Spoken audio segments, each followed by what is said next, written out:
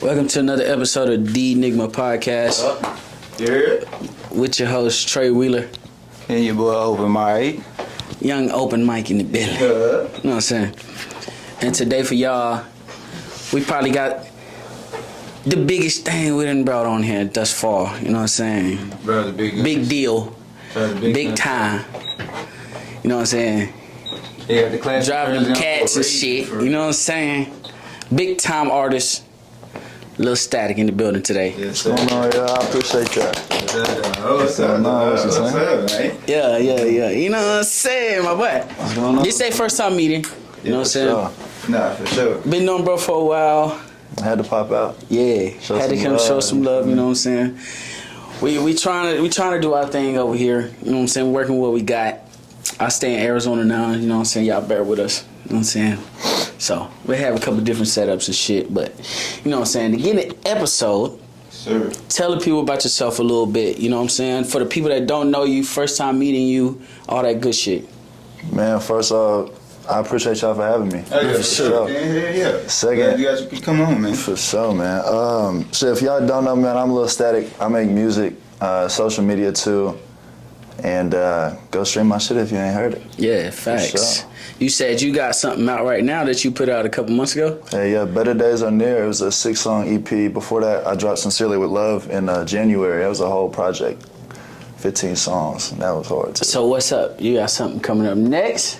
Cause Yeah. I know you've been in the stew, you know what I'm saying? You had a therapy and shit. Damn, y'all gonna get the first hear of it. So Yeah, give it to us. Come on with it. the sequel, Sincerely With Love 2, is dropping in December. Okay. So I'm a bomb drop on Do you this. or do you have like a whole like promotion thing set up in your mind? That you got do you have videos planned? Do you have all that stuff? All of it, bro. Fire. Gotta get Fire. Yeah, you gotta have the whole shebang. If you're gonna do that, you're gonna be able to do another. And how many songs? I'm probably gonna keep it in the same pocket. About 15? 12 to 15. 12, 15. Okay, yeah, that's nice. So That's a good my question, you gonna run back. So you said you're gonna do like not a deluxe, but It's just like a sequel album, like Sincerely With Love 2. so all 6 of those will be in that album plus. Nah, it'll be a whole new 15. Shit. Okay. So like the first so Better Days Are Near was like a side project, more for like myself, for what I was going through. Right. But Sincerely With Love is like my second real studio album, and that was the first album I had dropped in like 2 years. Okay. So that was all like heartbreak. Like in the beginning, like the sequel is gonna be like, nah, I'm over you, I don't need you, I'm doing me, I'm turning up, and then I may or may not do a third, depending on how that Just goes. depending on how you feel, as you should. Yeah. You feel me?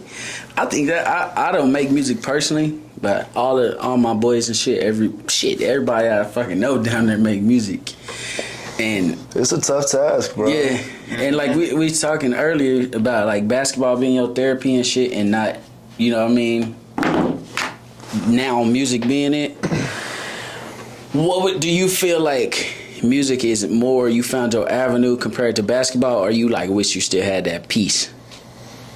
If that makes sense. Nah, honestly, I'll probably say music has overtook hooping at this point. But just because, you know, as dudes, like we don't really talk about emotions and shit. You know, we Right. just kind of bottle shit. We try to keep it down. So just being able to get all that shit off my chest, but at the same time have people I never met relate, Yeah. it's like therapeutic. Like y'all feel the same way I feel. Like y'all come and like listening to my music for help. Like that's just like it keeps me going. Oh, some Juice WRLD shit. Yeah. You want to know some crazy shit? And I told them this exact thing like a while ago. I feel like the way Juice used to voice his emotions and turn them into songs, the fact that men get to scream this shit, but we actually feel it, but we singing it. It's not our words, but it's our feelings. You feel me? And he got a song for every fucking thing you feel. And that's you know the biggest what I'm saying? thing. And I feel like me get in the car, you know what I'm saying, cruise down the street, dark, windows down, and get to sing that shit, Man. I'm good when I get in the house. You know And that's what I'm the thing. saying? You feel like what he felt when he recorded it. Like people that listen and they be screaming it, they get to feel that same energy that he felt when he was. Yeah, singing. and it's like a drug too. Like you could be having a shitty day and a certain song, you know, The whole mood it pump gonna you up. Yeah, whole mood gonna change and everything wasn't as bad as it was you just thought it was before. And that's what's so dope about it. Even like making it, that's what's so freeing about making it. When you just sometimes when I make shit, I get done, like I just start laughing. I'm like, this is the best shit ever. Like this is the coolest shit. This is like what this shit's all about. It's like just creation,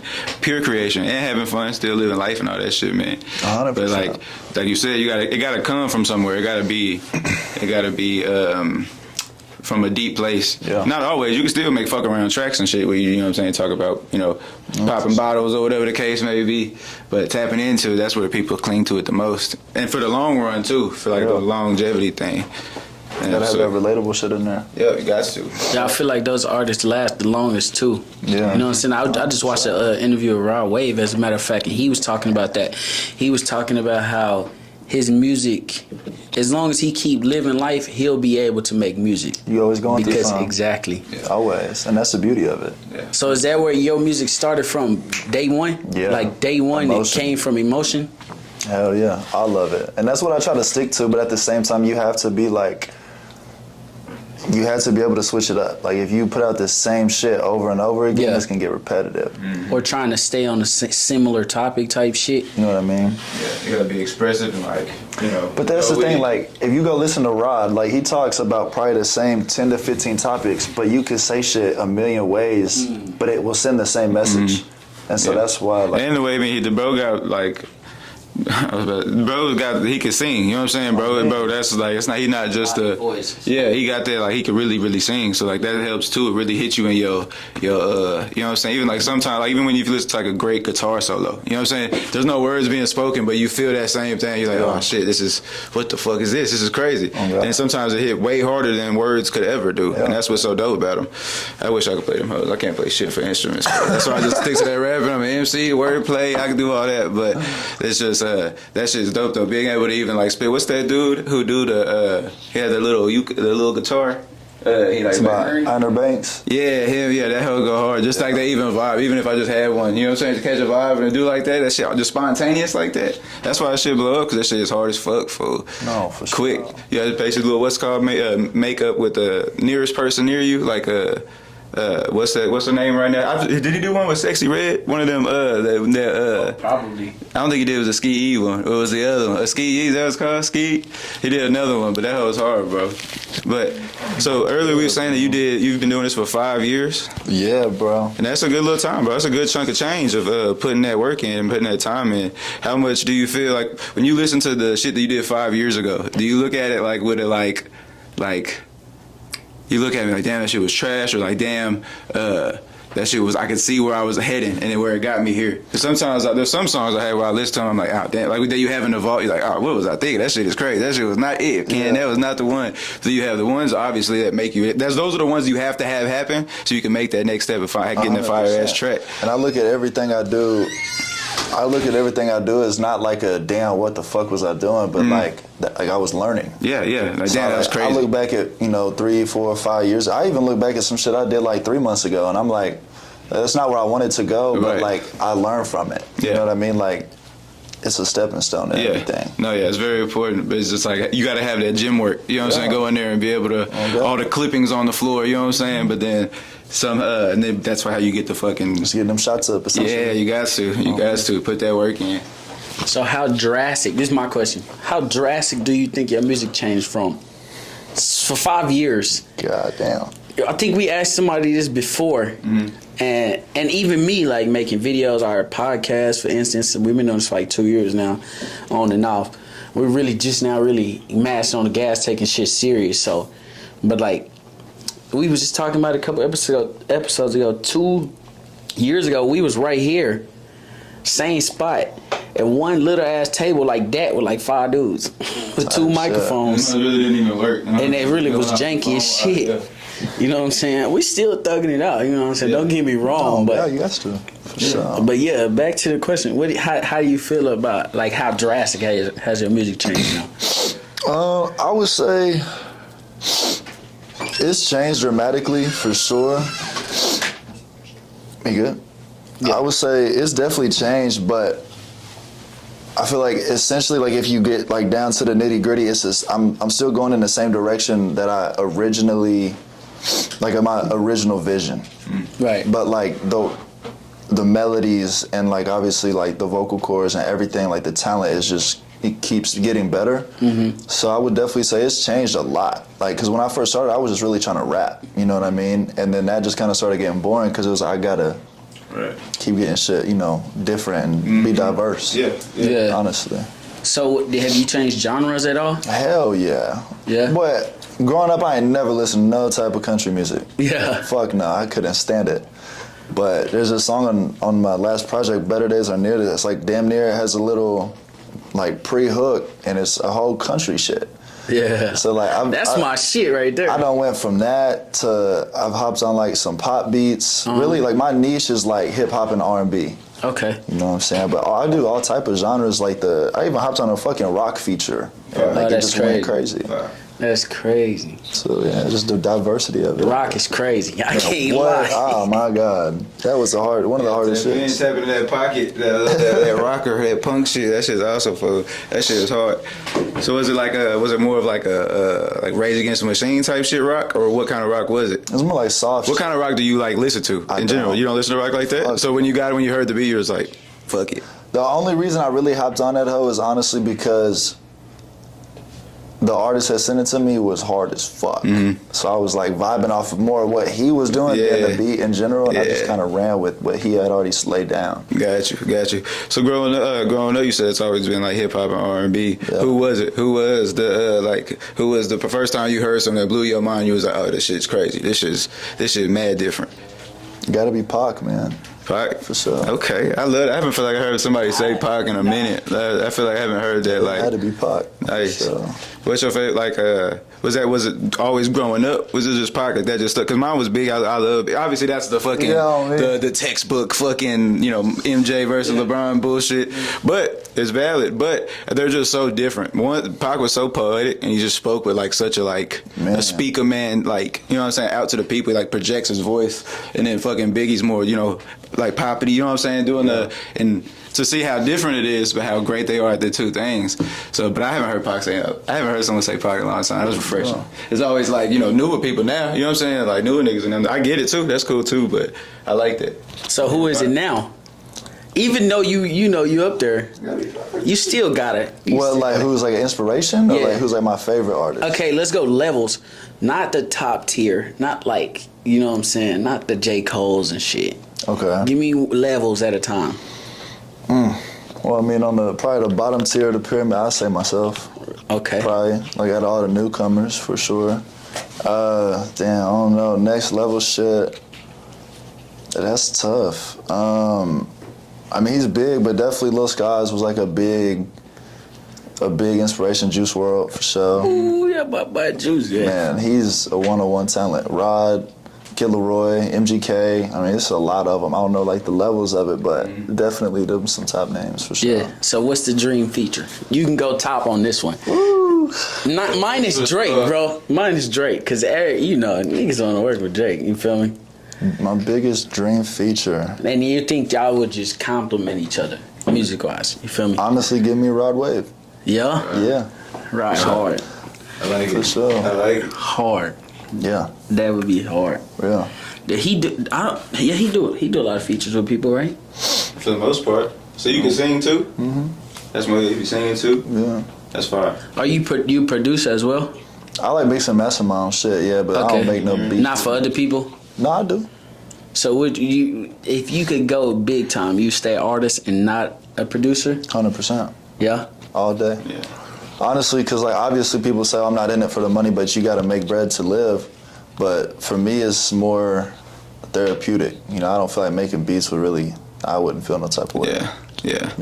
Yeah, certain people. And that's the thing too. You got to know it. You know what I'm saying? You got to know what you is. And that's the thing. Like, you be like, no, this is my pocket. And you start just sitting into it. Yeah. And then it feel a little bit better and it come more natural. And like you said, then you just get to go in there and just Like let it go out there and just don't even think about shit. Time just go by. 4 hours go by. You don't even think about nothing. Just make a whole track, make a couple tracks. That's just that's the best. That's the best, bro. So moving forward, where you see yourself and like with the music shit, with the rapping, with all of it, 3 to 5 years from now, what do you think? Because you have a unique, you have a big following. You have a big following, so you never know what this could spin off to. You know what I'm saying? Like you could have one thing, and then next thing you know, you fucking around on TV shows or something like that. Have you ever thought about anything like that? Any other creative avenues that you would like to express yourself through in the future, later down the line, or whatever the case may be, however many years? Honestly, I was just telling bro this on the way here. It's like MGK, right? Mm-hmm. He just dropped this movie. It was called Taurus, like the sign, like Aries and all that type of shit. It was called Taurus, and just watching that at the end of the movie, it kind of like clicks back, and you realize that everything that was happening in the movie was really his life. So like just growing up, all the shit, you know what I'm saying, I went through and shit, I would definitely get into acting and do some shit like, not trying to bite off of them, but like just something that. That shit's hard, bro. Being able to like, doing like, hey, not even having your own sitcom, but we saying, but having something like an actual, like, drama to where you have to like become that person, like more of a method acting, you know what I'm saying, like having it to where it's like not just reading the what's I feel like that's easy, but like becoming that character and be like, what was he thinking this day, you know what I'm saying, what did he wake up and what was his first thought, type shit. For sure. But with you can do that, and that's the thing we see now. That's what's cool about this, what we like, where you at, where it looks like outside looking in, obviously, where it's like you have a good amount of following, like if they are there for you, then you can kind of cultivate really like whatever you want. Like, you know what I mean? Like to a point where you get to like, really have that and like that aspect of your life fully in control. When you get to a certain point, like a fans, what you do. Yeah, because if you can go to 17 different cities and then throw a show at every one and get them, then now you're on a tour and you know that there's people actually there. So it like just grows and grows and grows, and then you have a following to do different shit, a whole bunch of different shit. Hell yeah. And you have that unique ability to do so. That's just dope. So 3 years from now, shit, what the hell gonna be like? Fucking million? It gotta be over $1 million 3 years from now. Hit that by the end of the year. I like it. Yeah, fuck it. Yeah, fuck the next year. You want it by the end of the year. So do you make content on top of your music? Yeah. So you like doing skits or some shit like that on top of your music, or did you grow from just the music? Honestly, one of the biggest things that really helped was TikTok. Yeah, bro, that's what we leaning towards now for this shit. I remember I had just turned 20, and we flew out to Florida. Me and some homeboys, we ended up getting a crib out there. It was like a whole content house. Yeah. And it was like a 9 to 10 month period where everything that we was dropping was millions and millions and millions. And so from there, I just started taking that and promoting it to the music side of shit. Okay. That's to say so you kind of been doing that you've been kind of doing that for a minute then. Yeah. That's what's up, bro. That's a hard to come by in this industry, you know what I'm saying? Like of, being able to just make whatever the fuck you want to make and have people be thinking, yeah, that shit's hard. They're going to love it every time. That's fire. And that's the thing about the whole industry, like you can't stay stagnant, you know what I'm saying? You go stagnant for a little while, it's going to be hard to come back from. So yeah, you're going to get left. You're going to get left behind. But it's somebody working twice as hard as you every day. Facts. So you got to make sure, you know what I'm saying, you at least switching shit up. Nah, definitely. So what do you do personally that keeps you afloat? Or what is it that keep you, going? Like on social media? On a day-to-day. Nah, on a day-to-day, just period. Because like you said, motherfuckers get lost in the sauce very frequently, you know what I'm saying, in this area, in this era of time. You know what I'm saying? For sure. I would say 2 things is just keeping the fam close, never getting too big of a head, bro. Because I done did that once, so I learned from it. And then honestly, the music. Yeah. Just try to do that as much as possible because that's like an outlet therapy. You know what I'm saying? Those so you haven't you don't stay in LA, but you stayed in LA? Stayed? No, I've been there a lot though. Yeah. I never moved. That's too much. Man, this shit is a lot. Some of the picture was like $7 for gas or something like that, or $7-8. That's crazy. It's not even that, bro. It's the people. They just leeches out there, bro. They gonna use you until somebody else is popping and move on to the next. People say they're always if you go to a party, you meet people, oh yeah, we're gonna link up and make something. We're gonna link up and we're gonna do that project. We're gonna link up and do this. And they ain't never see each other again. Just be lying. You know what I'm saying? Just be trying to like, because at that moment you want to seem whatever. You know what I mean? Like you said, leeches. You try to be personified. Everything personified over there. Yeah, I think 100%. it's very fake out there. Like, 100%. and he know if you can go out there a couple times, bro. Like, and you'll see it. Like it's evident. Oh my God, yeah. But some people have to be out there for their careers. Luckily, you don't. You know what I mean? Yeah. It's a blessing not to have to live out there, bro. For Man, I'm real. not trying to pay them prices. Oh, man. that too. That too. It's tough out there. Man, It is damn. tough, bro. We have Yeah, people that's paying a like fucking $5,000 for a one A bedroom little type studio apartment. shit. Studio You shit. gotta pay for parking. So yeah, you gotta pay for all that. Everything. Yeah, it's ridiculous. So, give us an exclusive. You already said a lot though, didn't you? About the next project, I huh? think that was on the last shit. Okay, Yeah, give it to us. Footage. Give it to us. What's coming? What's coming? What can we expect? So, bomb dropping exclusively on Enigma podcast. Yes, sir. Sincerely Would Love to. The sequel to the first album is gonna drop in December. So, Like, we ain't even gonna ask for no range. We're not gonna ask for no date range, nothing. Y'all got too much already. yeah, for sure. December. That shit here first, man. Hey, y'all heard it here first. Had to. All right, what you got to say to the people before we get up out of here, man? One last thing. What's some advice that you got for any upcoming artists, any, you know what I'm saying, kid that's dreaming, anybody that's already got their foot in the door, you feel me? Dream big. Honestly, that's another reason why I dropped out of high school. Is I feel like they put you in a box. You can never put yourself in a box. It's people every day gonna tell you that you can't do something. But who are they to tell you? They work in the 9 to 5 and they stuck. You know what I'm saying? Yeah. You gotta be fucked There's up. never a ceiling to this shit, bro. Yeah, it's like assassinating your character. Like you can't, nah. Real Sure. talk. Just do what you want to do in life, bro. If you enjoy what you do, you'll never work a day in your life. That's what my pops taught me. So that's why I enjoy this shit so much.